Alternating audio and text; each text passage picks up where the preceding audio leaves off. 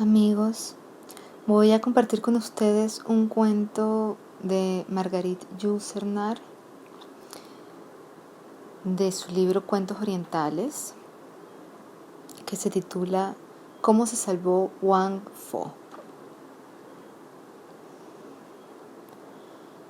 El anciano pintor Wang Fo y su discípulo Ling erraban por los caminos del reino de Han. Avanzaban lentamente, pues Wang Fo se detenía durante la noche a contemplar los astros y durante el día a mirar las libélulas. No iban muy cargados, ya que Wang Fo amaba la imagen de las cosas y no las cosas en sí mismas, y ningún objeto del mundo le parecía digno de ser adquirido a no ser pinceles, tarros de laca y rollos de seda o de papel de arroz. Eran pobres, pues Wang Fo trocaba sus pinturas por una ración de mijo y despreciaba las monedas de plata.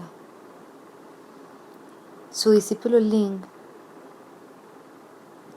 doblándose bajo el peso de un saco lleno de bocetos, encorvaba respetuosamente la espalda como si llevara encima la bóveda celeste, ya que aquel saco, a los ojos de Ling, estaba lleno de montañas cubiertas de nieve, de ríos en primavera y de rostros de la luna de verano.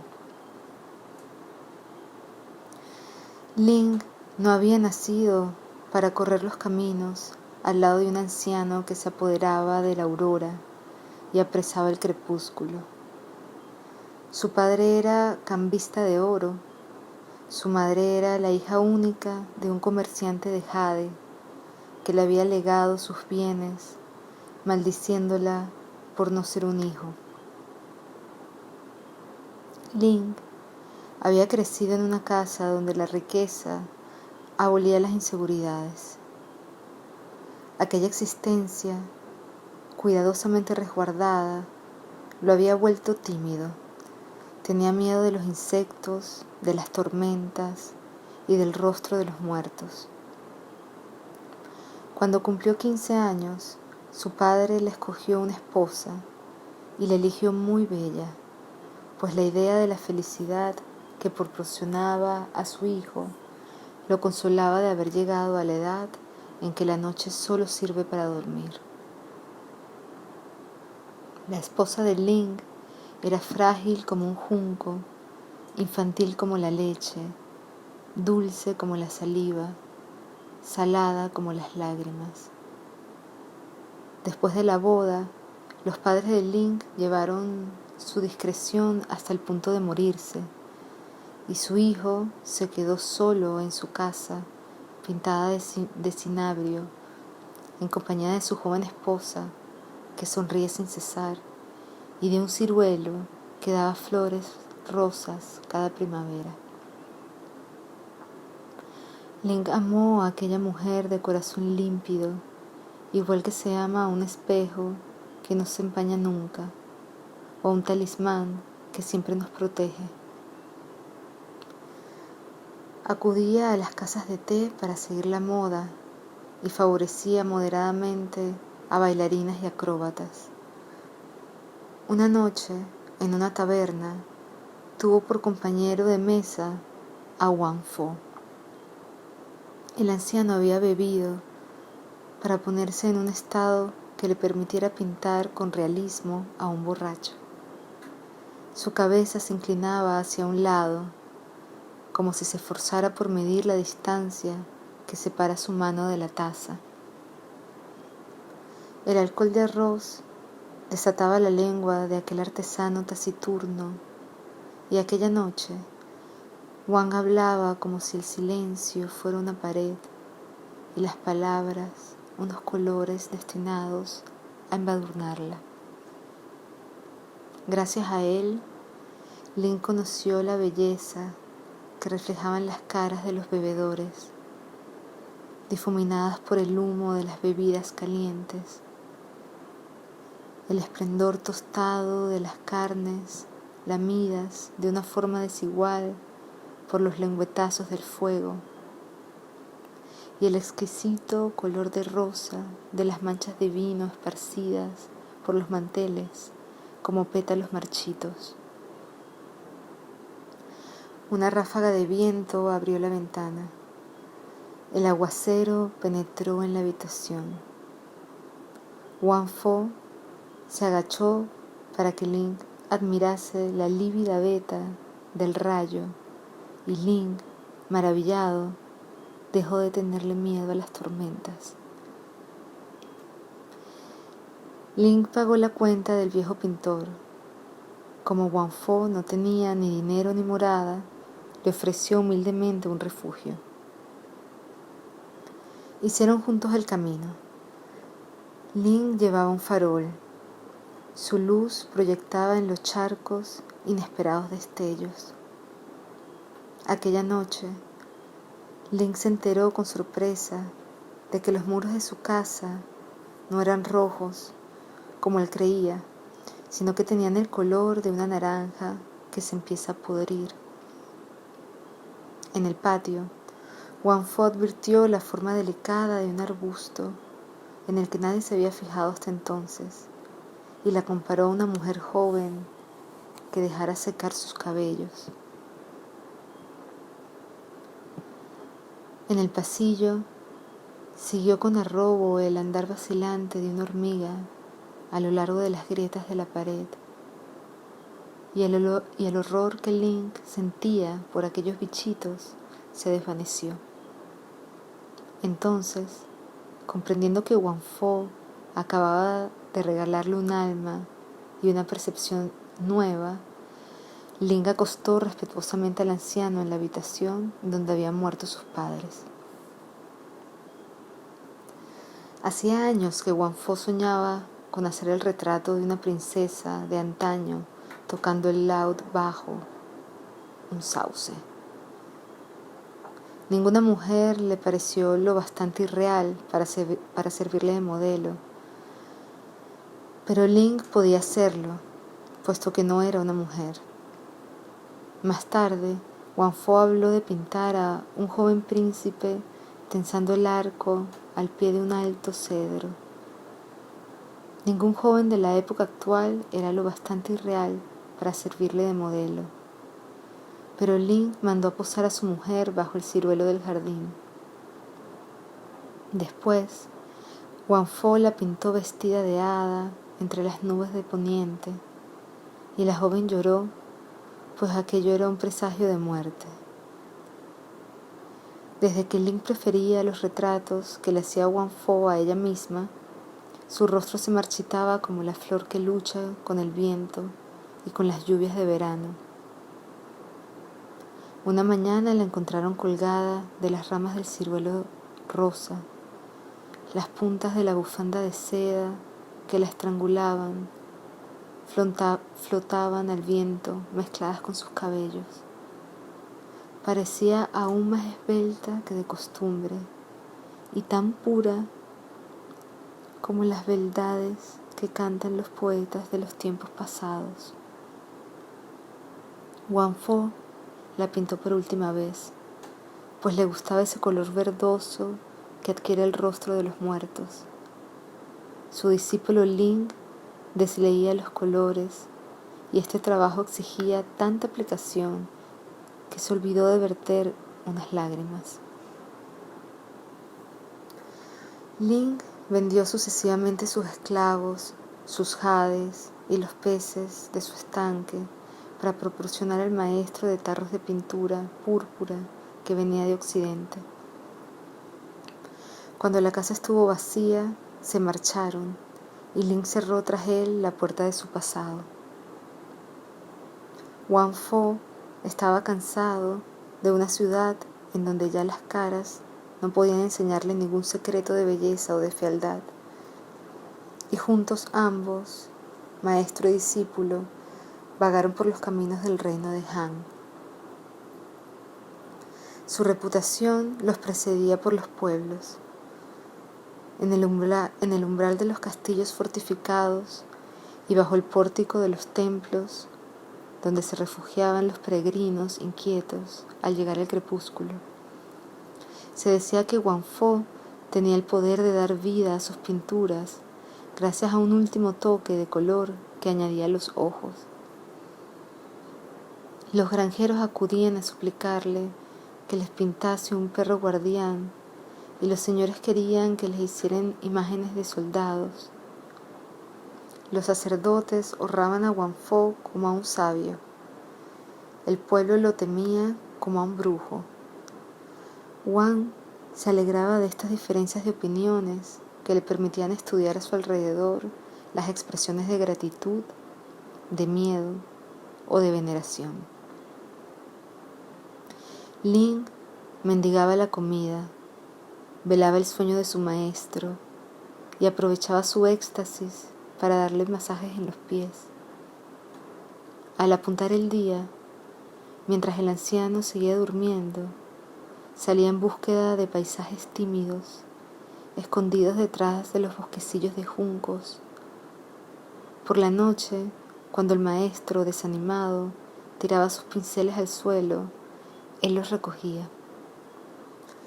Cuando Wang Fo estaba triste y hablaba de su avanzada edad, Ling le mostraba sonriente el tronco sólido de un viejo roble. Cuando Wang Fo estaba alegre y soltaba sus chanzas, Ling fingía escucharlo humildemente. Un día, al atardecer, llegaron a los arrabales de la ciudad imperial y Ling buscó para Wang Fo un albergue donde pasar la noche. El anciano se envolvió en sus harapos y Ling se acostó junto a él para darle calor, pues la primavera acababa de llegar y el suelo de barro estaba helado aún. Al llegar el alba, unos pesados pasos resonaron por los pasillos de la posada. Se oyeron los susurros amedrentados del posadero y unos gritos de mando proferidos en lengua bárbara. Ling se estremeció, recordando que el día anterior había robado un pastel de arroz para la comida del maestro. No puso en duda que venían a arrastrarlo y se preguntó quién ayudaría mañana a Wang Fo a vadear el próximo río. Entraron los soldados provistos de faroles. La llama, que se filtraba a través del papel de colores, ponía luces rojas y azules en sus cascos de cuero. La cuerda de un arco vibraba en su hombro y de repente los más feroces rugían sin razón alguna. Pusieron su pesada mano en la nuca de Wang Fo, que no pudo evitar fijarse en que sus mangas no hacían juego con el color de sus abrigos. Ayudado por su discípulo, Wang Fo siguió a los soldados, tropezando por unos caminos desiguales. Los transeúntes agrupados se mofaban de aquellos dos criminales a quienes probablemente iban a decapitar. A todas las preguntas que hacía Wang, los soldados contestaban con una mueca salvaje. Sus manos atadas le dolían, y Ling, desesperado, miraba a su maestro sonriendo, lo que era para él una manera más tierna de llorar. Llegaron a la puerta del Palacio Imperial, cuyos muros color violeta se erguían en pleno día como un trozo de crepúsculo. Los soldados obligaron a Wang Fo a franquear innumerables salas cuadradas o circulares, cuya forma simbolizaba las estaciones, los puntos cardinales, lo masculino y lo femenino, la longevidad, las prerrogativas del poder. Las puertas giraban sobre sí mismas mientras emitían una nota de música, y su disposición era tal que podía recorrerse toda la gama al atravesar el palacio, de levante a poniente. Todo se concertaba para dar idea de un poder y de unas sutilezas sobrehumanas, y se percibía que las más ínfimas órdenes que allí se pronunciaban debían de ser definitivas y terribles, como la sabiduría de los antepasados. Finalmente, el aire se enrareció. El silencio se hizo tan profundo que ni un torturado se hubiese atrevido a gritar. Un eunuco levantó una cortina. Los soldados temblaron como mujeres y el grupito entró en la sala en donde se hallaba el Hijo del Cielo sentado en su trono. Era una sala desprovista de paredes, sostenida por unas macizas columnas de piedra azul. Florecía un jardín al otro lado de los fustes de mármol y cada una de las flores que encargaban sus bosquecillos pertenecían a una exótica especie traída de allende de los mares. Pero ninguna de ellas tenía perfume, por temor a que la meditación del dragón celeste se viera turbada por los buenos olores. Por respecto al silencio en que bañaban sus pensamientos, ningún pájaro había sido admitido en el interior del recinto, y hasta se había expulsado de allí a las abejas. Un alto muro separaba el jardín del resto del mundo, con el fin de que el viento que pasa sobre los perros reventados y los cadáveres de los campos de batalla no pudieran permitirse ni rozar siquiera la manga del emperador. El maestro celeste se hallaba sentado en su trono de jade y sus manos estaban arrugadas como las de un viejo, aunque apenas tuviera 20 años. Su traje era azul para simular el invierno y verde para recordar la primavera. Su rostro era hermoso, pero impasible como un espejo colocado a demasiada altura y que no reflejará más que los astros y el implacable cielo. A su derecha tenía al ministro de los placeres perfectos y a su izquierda al consejero de los tormentos justos. Como sus cortesanos, alineados al pie de las columnas, aguzaban el oído para recoger la menor palabra que de sus labios escapara.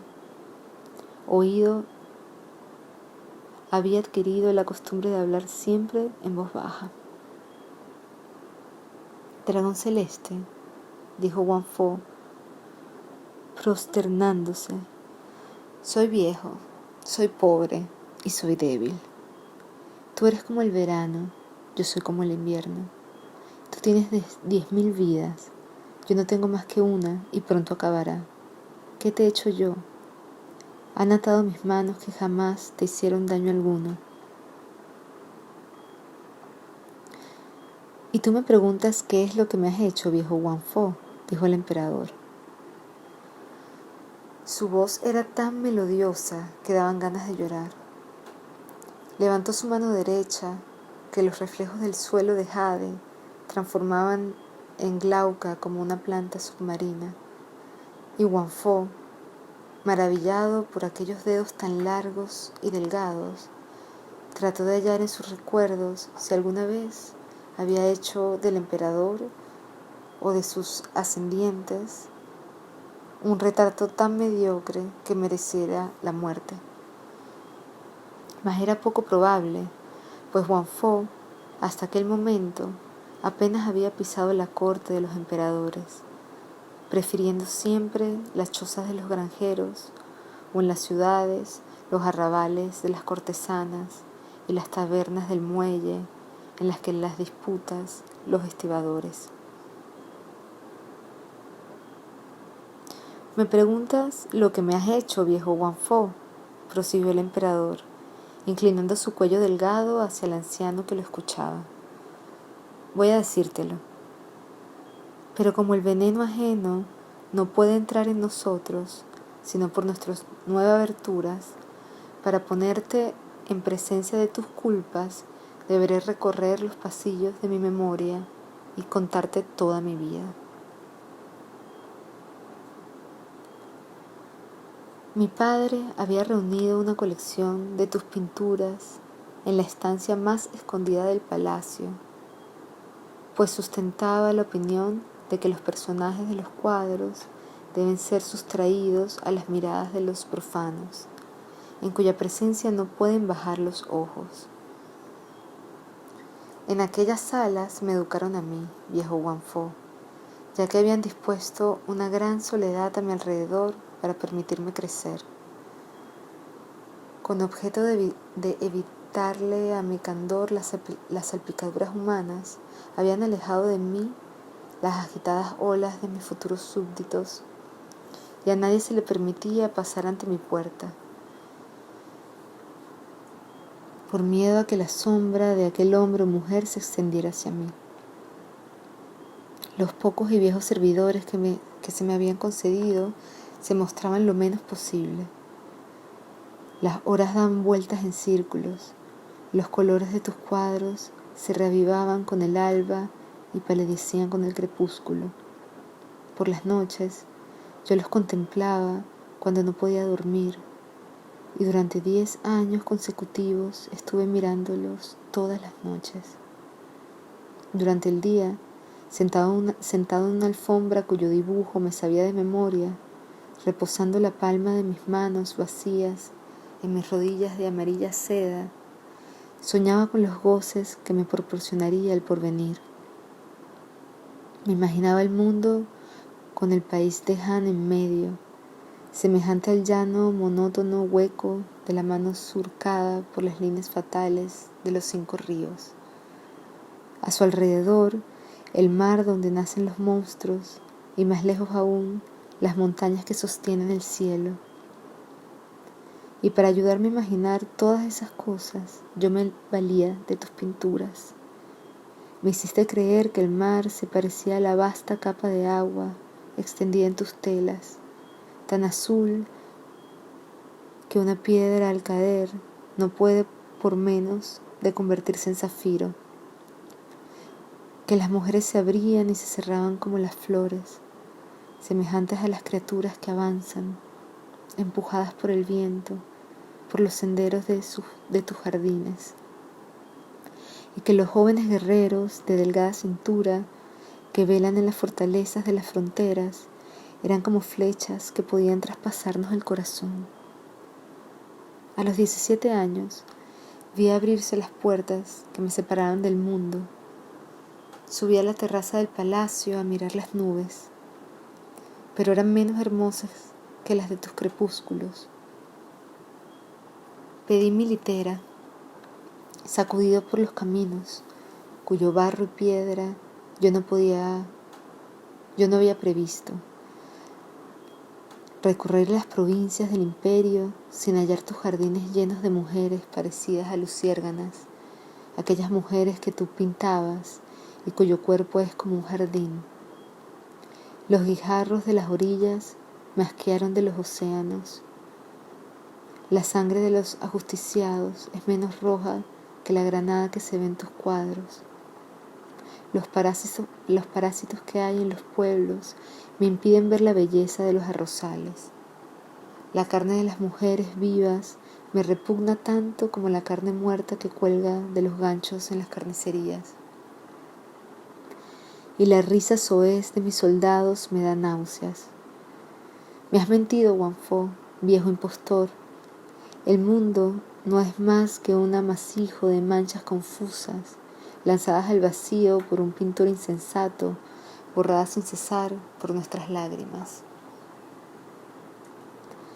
El reino de Han no es el más hermoso de los reinos, y yo no soy el emperador. El único imperio sobre el que vale la pena reinar es aquel donde tú penetras, viejo Guanfo, por el camino de las 1000 curvas y de los 10.000 colores. Solo tú reinas en paz sobre unas montañas cubiertas por una nieve que no puede derretirse y sobre unos campos de narcisos que nunca se marchitan. Y por eso, Guanfo, he buscado el suplicio que iba a reservarte, a ti, cuyos sortilegios han hecho que me asquee de cuanto poseo y me han hecho desear lo que jamás podré poseer.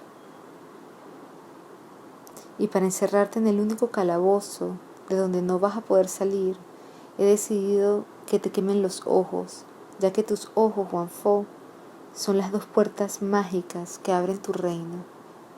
Y puesto que tus manos son los 2 caminos divididos en 10 bifurcaciones que te llevan al corazón de tu imperio, he dispuesto que te corten las manos. ¿Me has entendido, viejo Wanfo?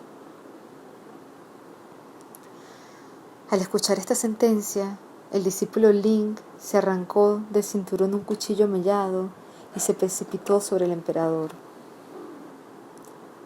2 guardias lo apresaron. El Hijo del Cielo sonrió y añadió con un suspiro: y te odio también, viejo Wanfo, porque has sabido hacerte amar. Matad a ese perro. Ling dio un salto para evitar que su sangre manchase el traje de su maestro. Uno de los soldados levantó el sable y la cabeza de Ling se desprendió de su nuca, semejante a una flor tronchada.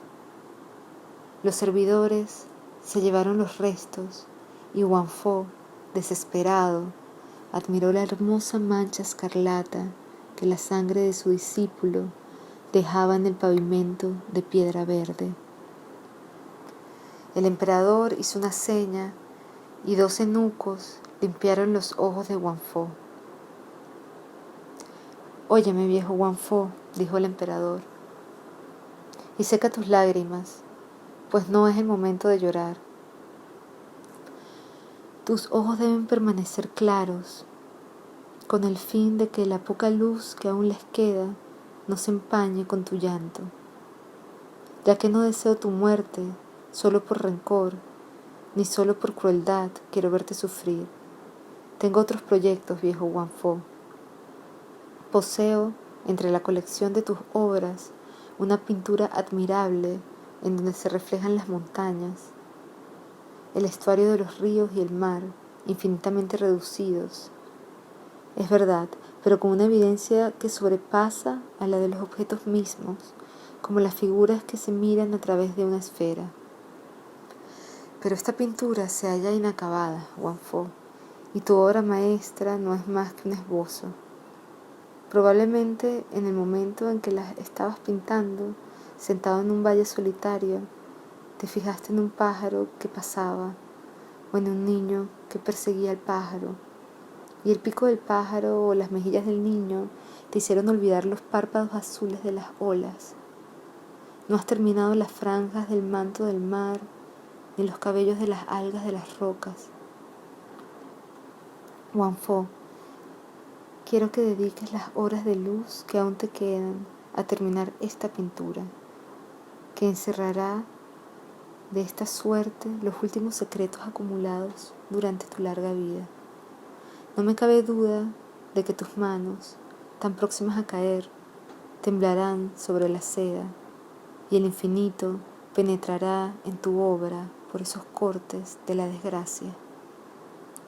Ni me cabe duda de que tus ojos, tan cerca de ser aniquilados, descubrirán unas relaciones al límite de los sentidos humanos. Tal es mi proyecto, viejo Wanfo, y puedo obligarte a realizarlo. Si te niegas, antes de cegarte, quemaré todas tus obras, y entonces serás como un padre cuyos hijos han sido todos asesinados y destruidas sus esperanzas de posteridad. Piensa más bien, si quieres, que esta última orden es una consecuencia de mi bondad, pues sé que la tela es la única amante a quien tú has acariciado. Y ofrecerte unos pinceles, unos colores y tinta para ocupar tus últimas horas es lo mismo que darte una ramera como limosna a un hombre que va a morir. A una seña del dedo meñique del emperador, 2 eunucos trajeron respetuosamente la pintura inacabada donde Wanfo había trabajado la imagen del cielo y del mar. Wanfo se secó las lágrimas y sonrió, pues aquel apunte le recordaba su juventud. Todo en él atestiguaba una frescura de alma a la que ya Wanfo no podía aspirar, pero le faltaba, no obstante, algo, pues en la época en la que había pintado Wang Todavía no había contemplado lo bastante las montañas, ni las rocas que bañaban en el mar sus flancos desnudos, ni tampoco se había empapado lo suficiente de la tristeza del crepúsculo. Wang Fo elogió uno de los pinceles que le prestaban un esclavo y se puso a extender sobre el mar inacabado amplias pinceladas de azul. Un eunuco, en cuclillas a sus pies, desleía los colores. Hacía esta tarea bastante mal, y más que nunca Wang Fo echó de menos a su discípulo Ling. Wang empezó por teñir de rosa la punta del ala de una nube posada en una montaña. Luego añadió a la superficie del mar unas pequeñas arrugas que no hacían sino acentuar la impresión de su serenidad. El pavimento de jade se iba poniendo singularmente húmedo, pero Wang Fo, absorto en sus pinturas, no advertía que estaba trabajando sentado en el agua. La frágil embarcación, agrandada por las pinceladas del pintor, ocupaba ahora todo el primer plano del rollo de seda. El ruido acompasado de los remos se elevó de repente en la distancia, rápido y ágil como un batir de alas. El ruido se fue acercando, llenó suavemente toda la sala y luego cesó. Unas gotas temblaban inmóviles, suspendidas de los remos del barquero.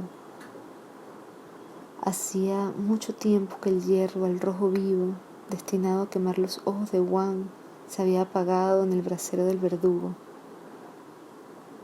Con el agua hasta los hombros, los cortesanos inmovilizados por la etiqueta se alzaban sobre la punta de los pies.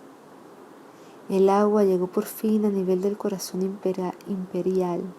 El silencio era tan profundo que hubiera podido oírse caer las lágrimas.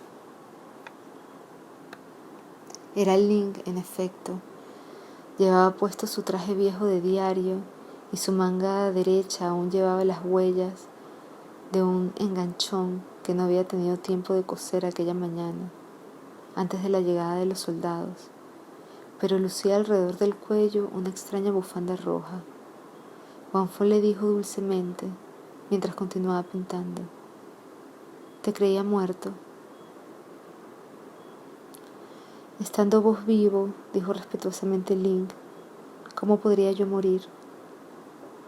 Y ayudó al maestro a subir a la barca.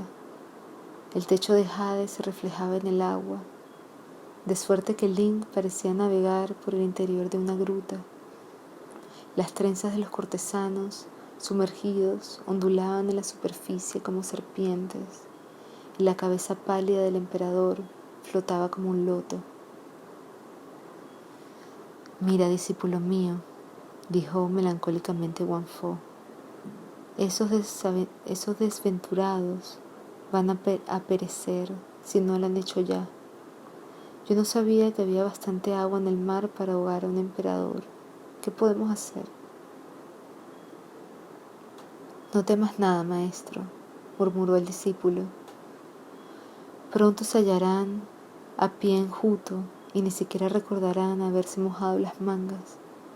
Tan solo el emperador conservará en su corazón un poco de amargor marino.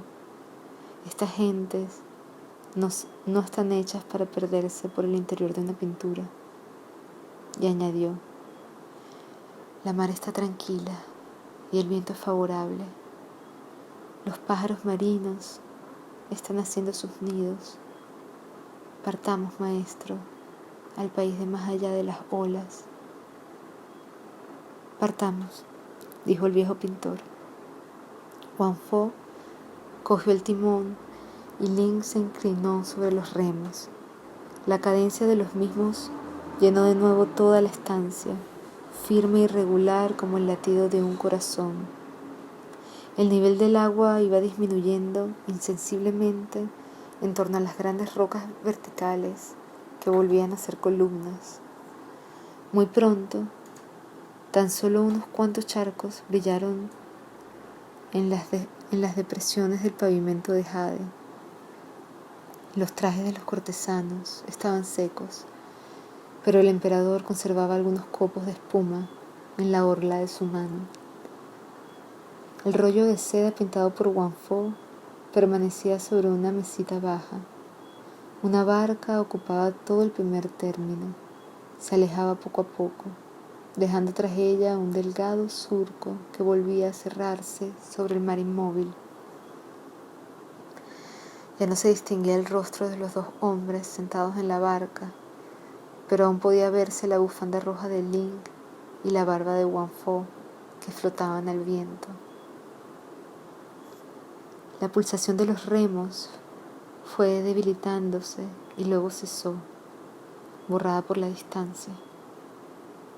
El emperador, inclinado hacia adelante, con la mano a modo de víscera delante de los ojos, contemplaba alejarse la barca de Wang Fo, que ya no era más que una mancha imperceptible en la palidez del crepúsculo. Un vaho de oro se elevó, desplegándose sobre el mar. Finalmente, la barca viró en derredor a una roca que cerraba la entrada a la alta mar. Cayó sobre ella la sombra del acantilado, borrándose el surco de la desierta superficie, y el pintor Wang Fo y su discípulo Ling desaparecieron para siempre en aquel mar de jade azul que Wang Fo acababa de inventar.